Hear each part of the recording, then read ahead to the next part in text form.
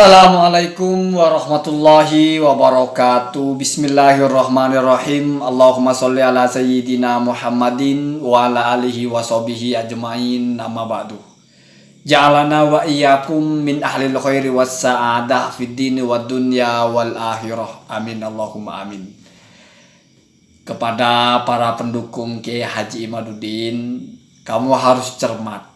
Di situ Kiai Haji Imaduddin tanggal 4 Mei kalau tidak salah menyampaikan satu tulisan di mana itu sudah pengulangan dari tulisan sebelumnya ketika menanggapi kontennya Kiai Haji Fuad atau Gus Fuad yang punya ide bagaimana kalau Robito itu dilaporkan ke polisi saja karena melakukan kebohongan publik, ngaku cucu Nabi tapi ternyata bukan. Kalau kamu cermati apa yang ditulis oleh Kiai Haji Imaduddin, membawakan satu ibarah dalam masalah fikih. Jadi kamu jangan heran kalau misalnya saya berkonten tentang nasab kok dibawa ke fikih. Kiai Haji Imaduddin juga membawa konsep fikih, bahkan mengambil kitab fikih sebagai rujukan dalam membicarakan satu bagian di masalah pernasaban ini. Kamu paham arahnya, ilmu itu berkaitan satu sama lain. Kalau kamu mencermati kalimat Kiai Haji Imaduddin bahwa penelitian beliau itu ujungnya adalah ijtihadi. Kamu tahu ijtihadi itu apa? Sesuatu yang bukan qot'i. Kamu kalau paham fikih bisa membedakan mana yang ijtihadi, mana yang qot'i.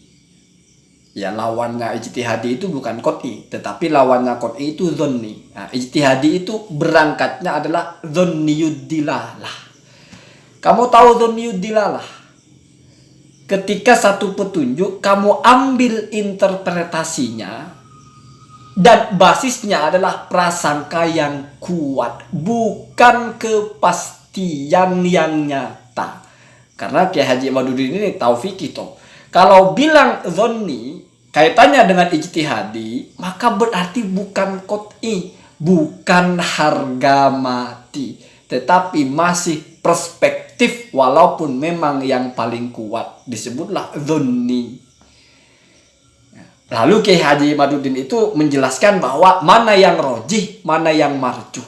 Yang rojih atau yang unggul berbasis kepada terputus penyebutan ulama nasab selama 550 tahun. Jadi 550 tahun itu bukan terputus nasab. Kalau nasab terputus ya apa? Nggak usah butuh 550 tahun. Maksudnya terputusnya itu periwayatannya. Nggak ada kitab yang menyebutnya. Kamu harus paham. Orang berbicara itu membaca tulisan itu harus paham. Selama kurun waktu 550 tahun tidak pernah dibicarakan ada klan atau jalur Ubaidillah ini, tiba-tiba muncul As-Sakron tahun 800 sekian dari masa lahirnya Ahmad Al-Muhajir, wafatnya dan juga diprediksi tentang Ubaidillahnya itu abad keempat, berarti terpisah 550 tahun. Maka berarti yang unggul nasab ini tidak ada alias terputus yang unggul. Tetapi kata Kiai Haji Imaduddin itu bisa saja kalau orang tetap meyakini bahwa bersambung, berarti dia ikut pendapat yang marjuh, yang tidak unggul. Lalu membawa ibarah dalam kitab Hasyiah Al-Qalyubi, Hasyiah Al-Qalyubi wa Umairah atau wa Amirah, di mana itu memberikan hasyiah kepada kitab Kanzur Raghibin. Kanzur Raghibin karya Imam Jalaluddin Al-Mahalli. Kanzur Raghibin memberikan syarah kepada Minhajut Thalibin. Minhajut Thalibin karya Imam Nawawi. Wa yajuzul akhdu bil qaulil marjuhi, dan boleh kita berpegang kepada pendapat yang marjuh, yang lemah ya. Artinya ada dua pendapat, satunya kuat, satunya lemah. Boleh kamu pakai pendapat yang lemah itu fi haqqi nafsihi, kalau untuk pribadi. Jadi kalau kamu masih meyakini ya sah-sah saja, dan itu dibenarkan oleh Kiai Haji Imaduddin. Boleh, bukan terlarang kamu meyakini mereka itu dzurriyyah Nabi. Ini dari Kiai Haji Imaduddin bahasanya. Boleh. Selama kamu tidak dalam rangka fil ifta, dalam berfatwa. Yang boleh itu fi haqqi nafsi la fil ifta wal qada. Bukan dalam rangka kamu memfatwakan, bukan juga dalam rangka kamu menetapkan hukum, ya entah hukum dalam pengadilan ya. Kemudian ada lagi syaratnya di situ. Illa fil mutanaqidaini. Tidak boleh juga kalau itu dalam dua hal yang bertentangan. Tetapi mutanaqidaini ini diberi penjelasan lagi. Kahillin wa hurmatin fi mas'alatin wahidatin. Seperti hukum halal dan haram di satu persoalan. Tidak boleh. Mesti ini salah satunya saja yang bisa dipakai. Tidak bisa kamu ikut yang halal, ikut yang haram ya. Kamu tidak boleh ikut kalau yang marjuhnya itu haram, kamu tidak boleh ikut. Atau yang marjuhnya halal, kamu tidak boleh ikut. Kalau rojih dan marjuh bertentangan head to head halal haram, kamu harus ikut yang rojih, yang unggul.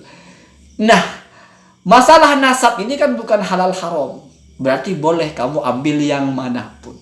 Saya kira kalau memahami ini saja sebagai closing statement dari Kiai Haji Imaduddin. Dan ini 2 kali beliau menjadikan tulisan ini sebagai closing statement. Yang pertama ketika menjelaskan kasusnya kontennya Kiai Haji Imaduddin itu, Kiai Haji Gus Fuad itu. Makanya kalau kamu baca lengkap di artikel yang judul sebelah itu, sebagaimana sering saya ulang. Berarti sudah sering Kiai Imaduddin mengulang. Ini sifatnya ijtihadi. Itu dari Kiai Imaduddin, Pak. Kamu tahu ijtihadi kan? Berbeda dalam menyimpulkan fakta. Makanya relevan dengan yang saya bilang. Faktanya tidak ada kitab itu mungkin sudah masuk kepada qot'i. Kenapa? Karena tidak ada kitabnya. Sudah pasti. Nggak ada ikhtilaf. Kitabnya memang tidak ada. Kitab abad keempat tidak ada. Ya setidaknya sampai saat ini. Belum ketemu kan? Tidak ada berarti. Berarti kan qot'i. Tidak ada ikhtilaf. Faktanya ketika mereka Habib yang membantah memang tidak bisa menghadirkan kitab di masa itu. Berarti kan sudah sepakat semua. Tetapi dari interpretasi, dari fakta ini muncul interpretasi, muncul ijtihadnya Kiai Haji Imaduddin bahwa nasabnya tidak bersambung. Ketika ada ulama yang menyatakan bersambung, berarti ijtihadnya ulama itu nasabnya bersambung. Sesederhana itu sebetulnya. Sesederhana itu. Nah, pertanyaannya atau pilihannya, kamu mau ikut ijtihadnya Kiai Imaduddin atau ijtihadnya ulama yang lain?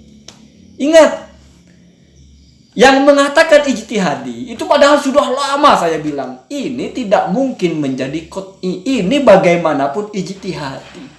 Walaupun sudah ada kitab nasab yang menyebut, itu juga mesti ijtihadi. Ya sama saja ya, sama saja. Apalagi kitabnya tidak ada. Berarti semuanya ini adalah ijtihadi. Kamu mau ikut ijtihadnya siapa? Urusan kamu ya. Allahumma dina ada sabil. Kalau seperti itu yang diangkat kan enak sebetulnya. Jadi menurut ijtihad saya, karena tidak terbukti dalam beberapa kitab, bahkan tidak ada kitab yang menyebut, oh berarti nasab ini tidak ada. Ijtihad saya. Ketika ada orang yang mengatakan ada husnudzon mereka, ya silahkan. Mereka ngambil pendapat yang marjuh. Kalau menganggap ini yang rojih, oh berarti mereka mengamalkan ada yang di kitab Hasyiah Qalyubi bahwa boleh ambil pendapat yang marjuh. Selesai kalau begitu ya. Selesai. Allahumma hadina ada sabil. Assalamualaikum warahmatullahi wabarakatuh.